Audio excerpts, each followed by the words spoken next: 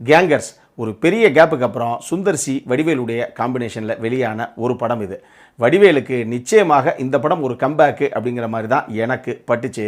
என்னதான் இந்த படத்துடைய பேஸ் காமெடியாக இருந்தால் கூட நம்ம இந்த படத்தில் கொஞ்சம் கூட எதிர்பார்க்காத, ஏன் இதுவரைக்கும் சுந்தர் சியுடைய படங்களில் நம்ம பார்க்காத ஒரு சில ட்விஸ்ட் அண்ட் டேர்ன்ஸ் எல்லாம் இந்த படத்தில் ரொம்ப ஆர்கானிக்காகவே ஒர்க் அவுட் பண்ணியிருந்தார் சுந்தர் சி. காமெடி அப்படிங்கிறது சப்ஜெக்டிவ் தான், எல்லாத்துக்கும் ஒரே மாதிரி ஒர்க் அவுட் ஆகணும் அப்படின்னு எந்த நியதியும் கிடையாது. இருந்தாலும் பர்சனலாக நமக்கே இந்த படம் பார்க்கும்போது சுந்தர் சி வடிவேலு ரெண்டு பேரும் ஒரே மாதிரி வேஷம் கட்டிட்டு போகக்கூடிய அந்த சீனு, சிங்காரம் சீனு, டெலக்ஸா சீனு, செகண்ட் ஹாஃபில் வரக்கூடிய அந்த ஹைஸ்ட் சீக்வன்ஸு அப்படின்னு சொல்லி ஒரு சில சீக்வன்ஸு டெஃபினட்டாக காமெடி சரவெடிகள் தான் தேட்டரில் பார்க்கும்போது.